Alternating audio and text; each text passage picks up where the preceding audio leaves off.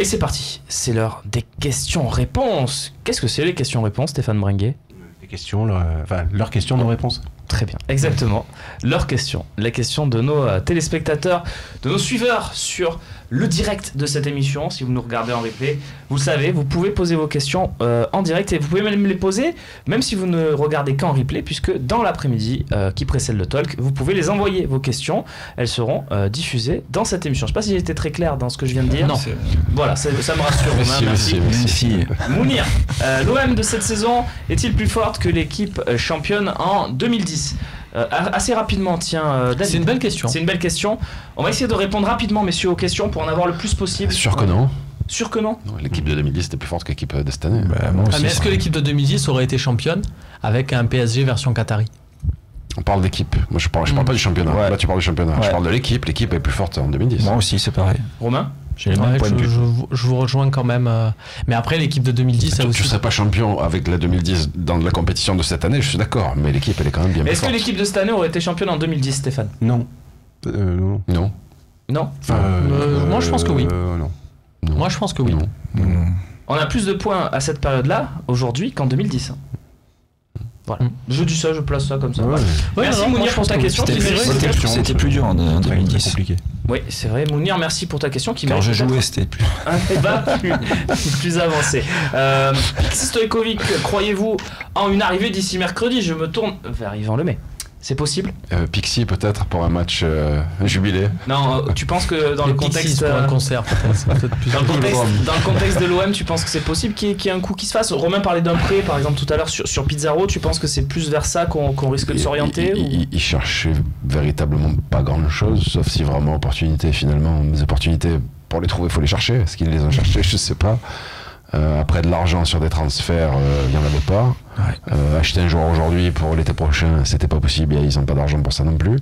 Donc non, je crois pas que. Tu penses que ça moi aujourd'hui, je me battrais pour faire partir Mitroglou et pour prendre Giroud et chez Giroud et lui dire tiens 5 mois à faire chez nous en prêt avec Arsène. La première partie de ta bataille, je pense qu'ils la font. Voilà, ils vont peut-être pas chez Giroud, mais le reste, ils le font trop.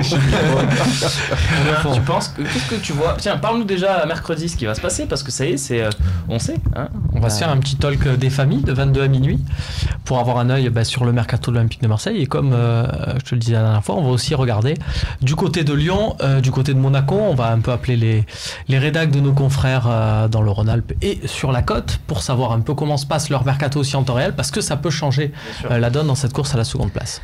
Voilà, avec évidemment une priorité forte à l'Olympique de Marseille. Évidemment. Et au départ de Doria. Donc Mercatalk, Thomas Lemar, si tu peux t'en aller. Mercatalk, la dernière ligne droite, c'est donc 22h minuit en direct mercredi soir, les dernières heures du Mercato. Bonjour Grégory. Grégory, hello, pourquoi Terrier et Dubois préfèrent Lyon à l'OM? D'où vient le problème? Je me tourne vers Yvan parce que je sais que Martin Terrier fait partie des joueurs que tu moi j'ai négocié le transfert entre les clubs là dans cette histoire, mais c'est pas comment dire. La question elle est pourquoi Terrier et Dubois préfèrent déjà, est-ce que l'OM a fait une proposition à Dubois? Est-ce qu'il y a une proposition à Terrier? C'est le point de départ. Pour que les joueurs puissent dire on a choisi autre chose. Et aujourd'hui, il n'y a pas eu véritablement de choses concrètes. Ouais, mais tu sais, c'est ce qu'on peut le dire. Le transfert est fait, c'est signé avec Lyon. C'est bon, on peut le dire. Après, malheureusement, arrête, c'est pas beau ça. Après, les deux Olympiques, aujourd'hui, tu t'aperçois que Lyon a un vrai projet de recrutement. Il n'y a qu'un parce que tu vois, moi aujourd'hui, Lucas Touzard et un Ndombele, sur le match de PSG qu'on a vu la semaine dernière, je trouve plus fort que Gustavo et notre ami Sanson ou Anguissa. Mariano, c'est autre chose que Mitroglou. Ferlo Mendy, c'est mieux que Kamavi. Ah oui. Là, ça fait un mois qu'il Ferlo Mendy sera vendu en Angleterre plus cher que. Il n'est même pas titulaire, Ferlo Mendy. Ferlo Mendy, comment il s'appelle? Oui, Ferland Mendy. Non, mais celui qu'on a vendu nous, Benjamin. Tu verras qu'il partira pour l'Olympique de Marseille. Et aujourd'hui, à ma vie. Mais aujourd'hui, on regarde le match qu'il a fait le gamin contre PSG l'autre soir. Ah oui, non. Moi, j'ai pas vu Amavi faire de match comme ça. À ma vie, c'est sur toute la saison. Marcelo, c'est un bon, Marcelo, c'est plus fort que Rolando, c'est plus fort que Rami, le Brésilien qu'ils ont de Besiktas. Plus fort que Rami. Ouais. Si tu veux, enfin, moi quand je regarde le recrutement qu'ils font aujourd'hui, Touzard c'est 2,5 millions, tu vois, le prix de Fabinho, et je trouve que Florian Maurice aujourd'hui, la réponse est simple.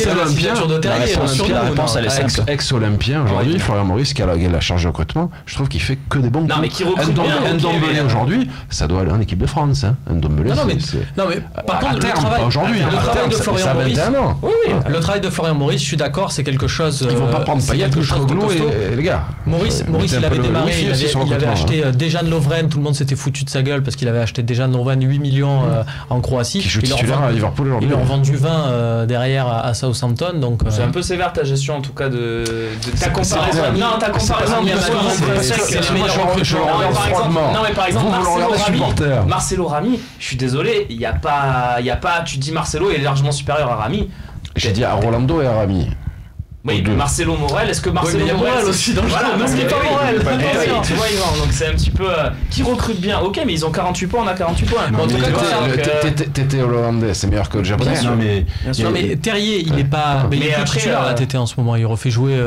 Après, tu me demandes Ndombele, Touzard ou Gustavo Sanson, je prends Gustavo Sanson tous les jours. Mais après, chacun son avis. Terrier, il n'y a pas eu d'offre de l'OM, c'est un peu ce que tu nous laisses sous-entendre. Non, sous Bizarreta a adoré le profil du joueur, le staff technique on va dire du club, mais derrière ça a été quelle est la discussion économique, qu'est-ce qu'ils demandent à Lille quoi, parce que moi j'étais chargé de discuter du transfert et c'était pas possible pour Marseille de payer 11 millions plus 4 millions, donc c'est là que c'est inquiétant quand même, que si on n'est pas capable de mettre 11 millions, 12 millions et des bonus sur un international espoir, quelque part le projet m'inquiète quoi. Moi je trouve ça cher, mais ça c'est quand tu vois Saint-Maximin qui coûte 10 millions, quand tu vois Sanson qui coûtait 12 millions après sa saison Montpellier qui restait un an de contrat, c'est cher de quoi?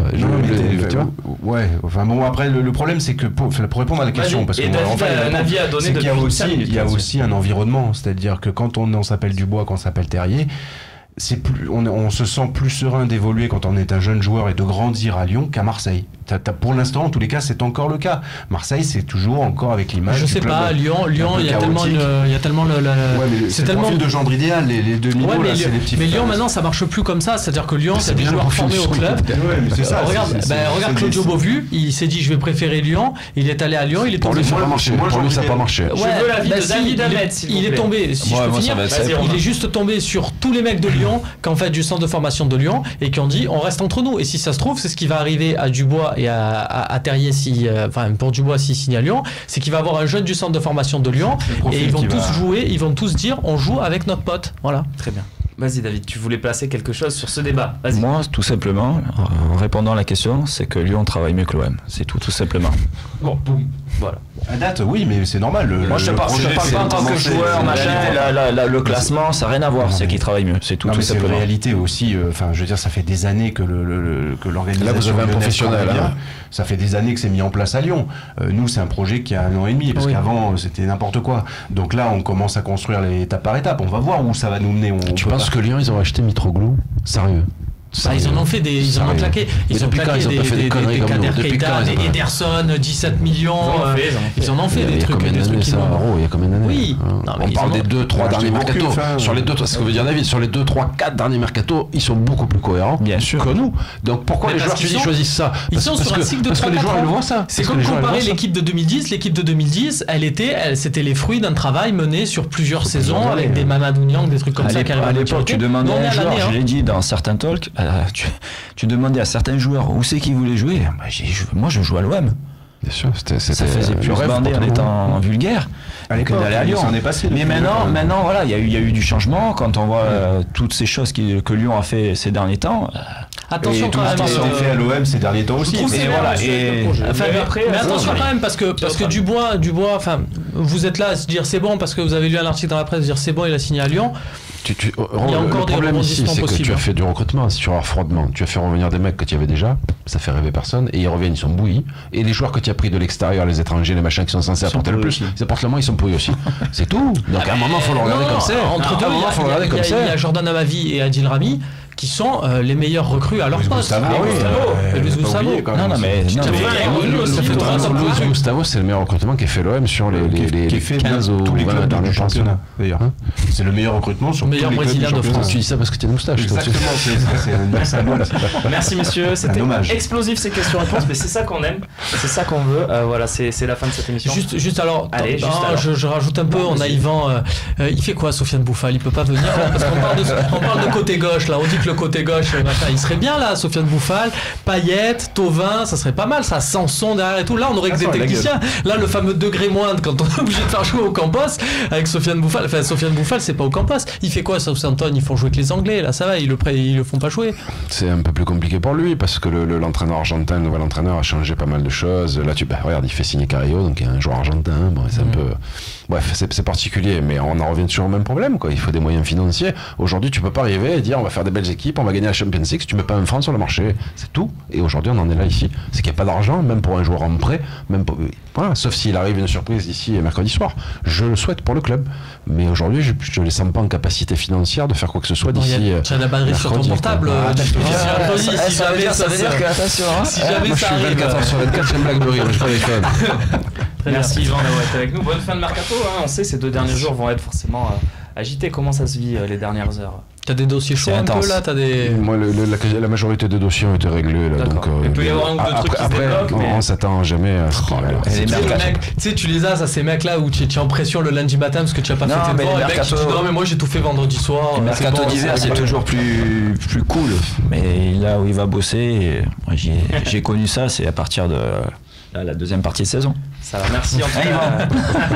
Merci David d'avoir été avec nous également. Merci beaucoup. On va merci suivre à vous. Évidemment la fin de saison de Saïf Kawi chez toi du côté de l'Estac de 3. Merci messieurs, à très vite. C'est Stéphane, Romain, toujours un plaisir.